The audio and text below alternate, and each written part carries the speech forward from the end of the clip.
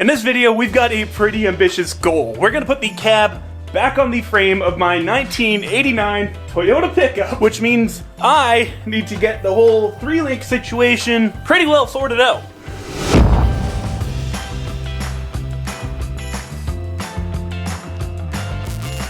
Brought to you in part by Cranbrook Toyota. Even though most of the 3-link stuff is figured out at this point, a lot of it is just kind of tacked in place, but I still want to get the body on. Primarily, so I know where to locate the coilovers. With the body in place, that'll give me a good idea of where to build the shock towers so that these guys can get mounted in their permanent position. And without the coilovers in place, how am I gonna put the body on? How is this gonna support itself? Let me show you. There is a reason I have not cut the old bump stop striker off the frame. I'm going to use it with a piece of tube and sleeve it over just like that and go straight down to the leaf spring perch. And then I'll make sure that that tube length is approximately the right height to set the axle at what I think is gonna be about ride height. You can tell this guy sure is excited to get the body back on, hey Phoenix? But before we can even think about putting the cab back on the frame, we get to finally install this beautiful piece of crossmember that we built a few videos back in collaboration with my buddy Ethan from Grind-Hard Plumbing Company. And to locate this beautiful crossmember, we need to use this guy. This is a plate that you can see is cut for Toyota dual transfer cases. This is what the transfer cases will bolt to. So I guess I'll start by getting these guys attached to the transfer cases. Those new mounts are exactly the same as the stock ones. I'm only replacing them because my old mounts are falling apart. Come on. Get in your home! I'm gonna have to get underneath it. Don't you want to be where you live? One started. I lost the rest of the bolts. Really? Turns out you get what you pay for when you go for the Rock Auto mounts. The holes don't quite line up like the factory ones do. I think if I put this in the vise and try to bend these down, I can get it to work, but what a pain. Or maybe I'll just grab a hammer and try to caveman them. If all else fails, hit it with a rock, or a hammer if you have the luxury.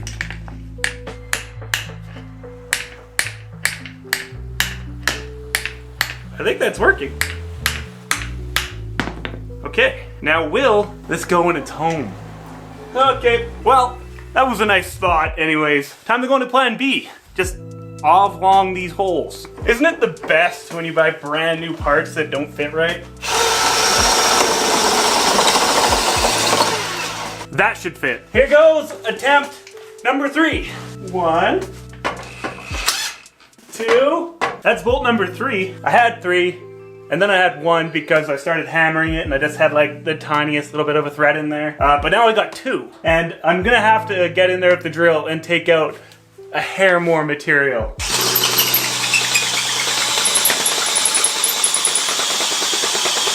Well, I certainly didn't think it was gonna take me an hour to install one lousy transfer case mount. So if you're watching these and you need to replace yours, don't buy the cheap Rock Auto ones. They're gonna cause more problems than it's worth. And who even knows how long these cheap ones are gonna last for? I'll probably have to replace these at some point in the near future anyways. So save your money, buy a good one. And now I get to redo that whole process again on the second one. And as usual, the second time around went a heck of a lot easier once I knew what I had to do to get that thing to fit. But now that we got 2 transfer case mounts on, it is time to bolt on this plate. In goes the cross member. And there.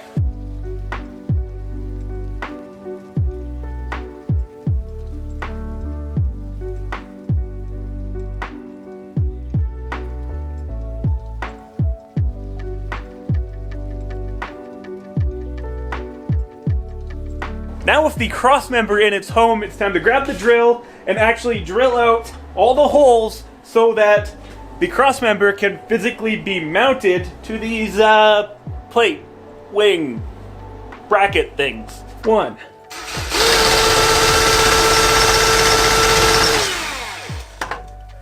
2. 2.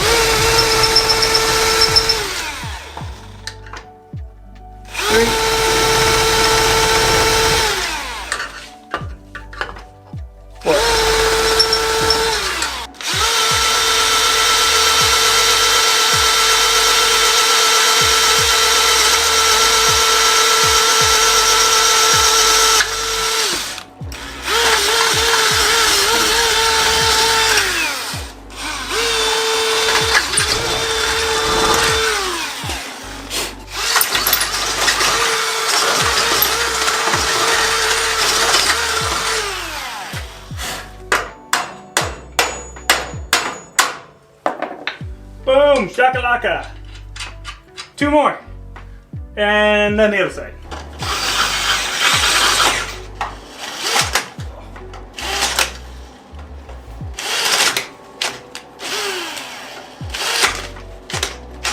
Oh. Wrist breaker 9000. Wrong direction. Oh.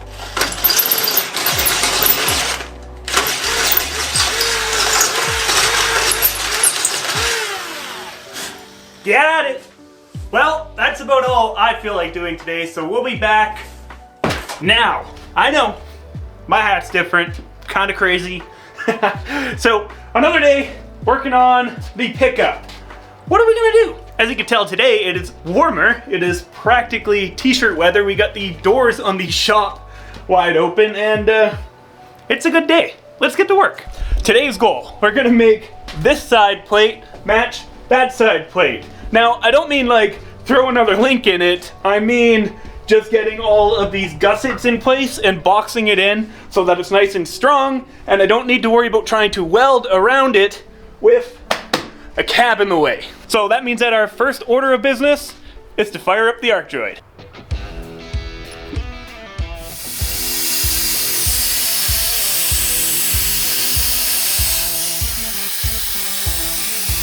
Bang, bang, bang, bang. Tacky, tacky.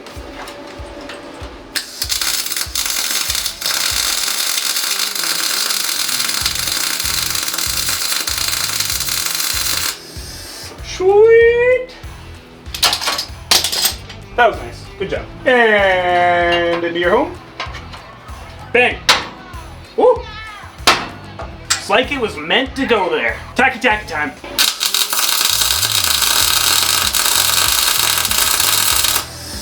How does the top piece fit? Something like that. Now that we got these braces in place, I realized that I need to undo the links and the cross member and drop the whole thing out because I forgot to clean up the outside of the frame here so that I can weld to it. But before I can do that, I'm going to tack all of these nuts in place on this plate, and they will then be in their forever home. Sweet.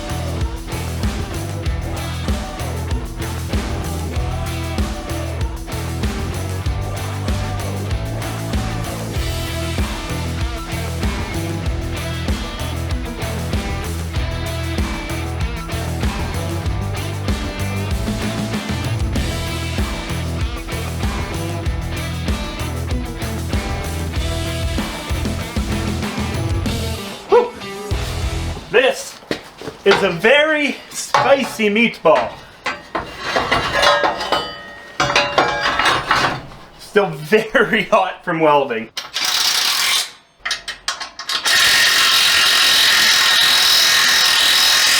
Time for some more hot gluing.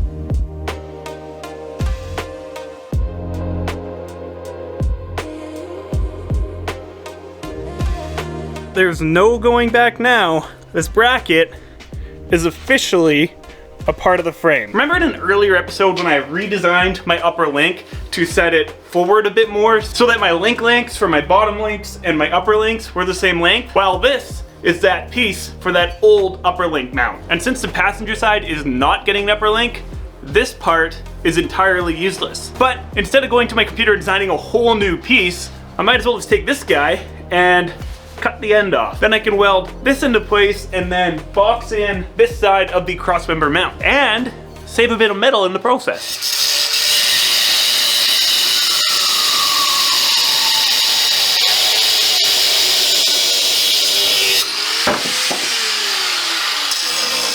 Perfect.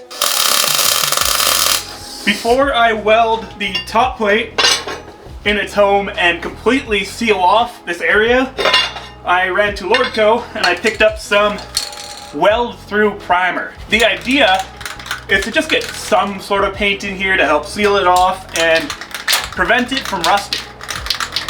So I'll paint this and I'll paint the bottom of that after I clean it up. And now it's all nice and copper. And boop. And boop. Yeah, got you. It's my hat. And hot boop. Hot boop.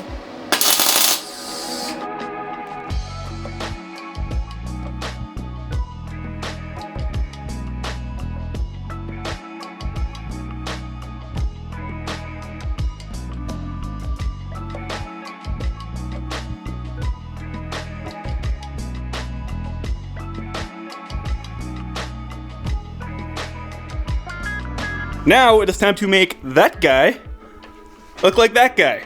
And that should be as easy as that. I know, crazy, that easy. I got the YouTube fairies to come in here and finish this side for me.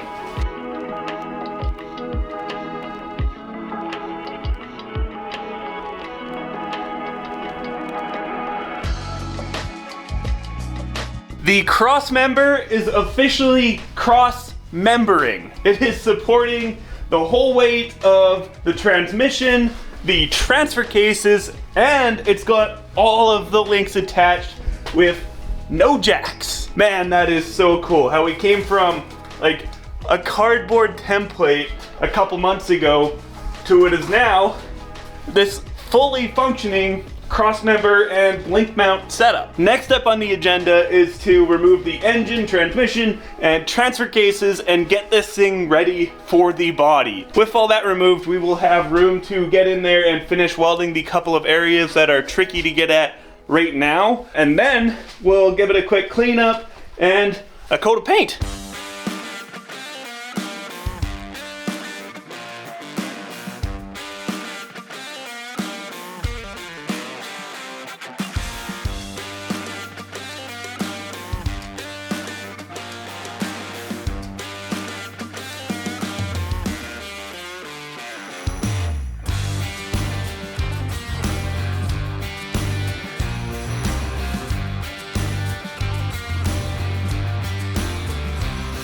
Now, I know I said I want to finish welding and like sand this and paint it and stuff like that, but before I do any more work back here, I think I want to make this thing a rolling chassis, which means building a temporary spacer here, putting the hubs back on, and throwing on some roller tires, because I think I want to do this outside. So we'll start by throwing the hubs on, which should be pretty easy, thanks to fancy pants IFS hubs. Yes. It does help if you don't have it on upside down though. That way. That looks better. Now I am just making this a roller, so it's not getting all the bolts. Sweet. Let's throw on the tire. Here's the idea. Take this guy, run it over that, and just like that. Tacky, tacky, do it on the other side, and then all of a sudden, the axle can't move. It is officially a rolling chassis with a 3-link. Oh, that's so sick.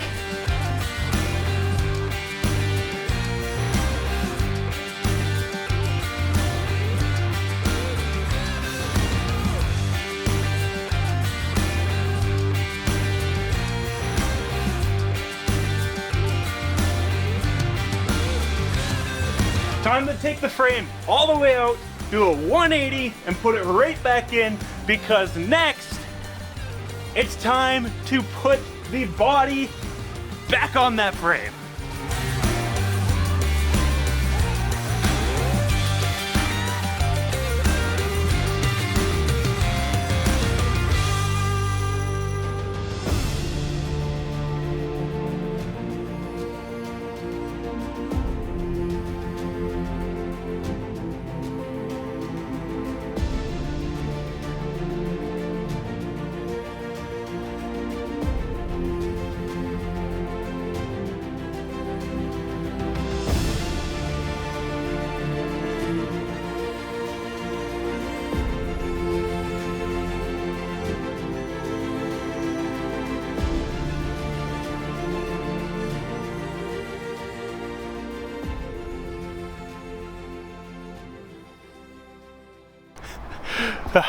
Check it out. The body is, well, it's back on the frame.